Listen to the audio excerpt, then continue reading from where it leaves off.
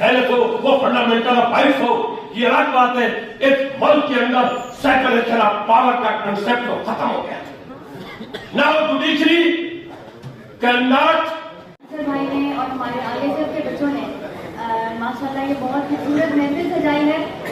आज हम खास तौर से 27वीं तरमीम के ऊपर बात करने यहाँ पर जमा हुए हैं, जिसने हमारे जुडिशल सिस्टम को बेड़ा गर्क करके रख दिया है। इससे पहले हम 26वीं तरमीम को रो रहे थे कि 27वीं तरमीम आ गई, और उसके बाद अब हम 28वीं तरमीम की बात सुनने में आ रही है। अदलिया पर एग्जीक्यूटिव का दबाव कोई नई बात नहीं है। जब से पाकिस्तान बना है उस वक्त से अदलिया पर एग्जीक्यूटिव का दबाव सियासी फैसलों के लिए, अपनी मर्जी के फैसले कराने के लिए ये दबाव चला आ रहा है।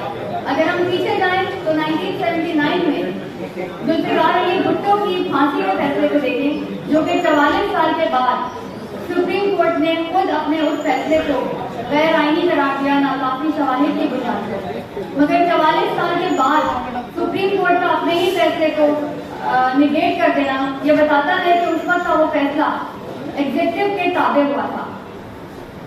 अभी हम पीछे चले जाएं तो इस्लामाबाद हाई कोर्ट के 6 जजेस ने सुप्रीम कोर्ट को जो खतूत लिखे उसमें उन्होंने हरासमेंट की शिकायत की, अदलिया पर दबाव की शिकायत की, खुफिया निगरानी की शिकायत की, और कहा कि जी हमारे अहले खाना को हरासा किया जाता है कि हम उनके दबाव में आकर वो फैसले दें जो कि वो चाहते हैं।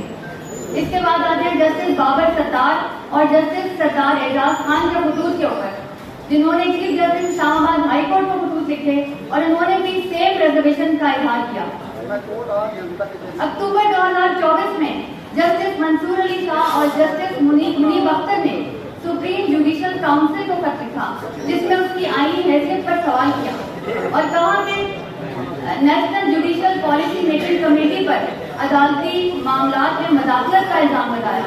इसके अलावा इस्लामाबाद हाई कोर्ट के जस्टिस सरफराज जोगर से मुतालिक केस जेर समाअत होने के बावजूद उनका काउंसिल का रुकन होने पर तशवीश का इजहार किया और कहा कि जब तक सुप्रीम जुडिशल काउंसिल की हैसियत वाज़ेह नहीं हो जाती, इसके फैसले मुतनाज़ ही रहेंगे।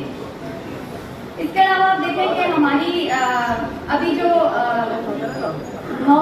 9 मई के बाद 2023 में 9 मई के बाद जो जिस तरह से हजारों झूठे मुकदमे सिर्फ एक सियासी पार्टी को डिसमेंटल करने के लिए उनके ऊपर किए गए, उनमें से कौन सा मुकदमा सच्चा था?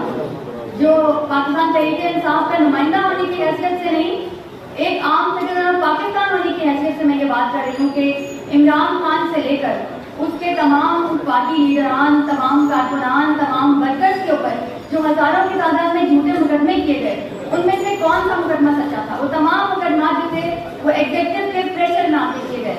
और आज तक हमारे अभी भी मिलिट्री कस्टडी में मजीद जो 62 अफराद मौजूद हैं जो कि मिलिट्री कस्टडी में अभी तक हैं, वो इंसाफ का इंतजार कर रहे हैं। इसके अलावा बेशुमार हमारे कारकुनान जो है वो इंसाफ का इंतजार कर रहे हैं। यही जस्टिस अमीनुद्दीन, जिनको अब फेडरल कॉन्स्टिट्यूशन कोर्ट का सरबराह मुकर्रर किया जा रहा है, इन्हीं की सरबराही में मिलिट्री कस्टडी में केस का फैसला हुआ था 7 मई को, जिसमें उन्होंने हुकूमत को ये डायरेक्शन दी थी कि जनाब आप मिलिट्री कोर्ट में मिलिट्री एक्ट में अमेंडमेंट करें ताकि सिविलियंस को ये राइट दिया जा सके कि वो अपने ऊपर जो मुकदमात हैं उनके खिलाफ अपील दायर कर सकें। मगर आज तक 45 दिन दिए गए थे, मगर आज 45 तो क्या, आज 185 से ऊपर दिन हो गए हैं और हुकूमत ने इसकी डायरेक्शन पर कोई अमल दरामद नहीं किया। तो ऐसी कोई तरमीम तो नहीं की गई जो कि मजलूमों के लिए थी, मगर हाँ 26वीं और 27वीं तरामीम के लिए इनके पास बहुत वक्त है, क्योंकि ये तरामीम इनके अपने जाती मफाद के लिए है। तारीख गवाह है कि आज तक जितनी भी तरामीम पाकिस्तान के आइन में हुई हैं, वो तरामीम मुल्क को कौम के मफाद के लिए नहीं थी, बल्कि वो तरामीम एग्जीक्यूटिव के अपने फायदे के लिए थी और आने वाली हुकूमतों ने अपने अपने हिसाब से अपने अपने फायदों के लिए वो तरामीम की।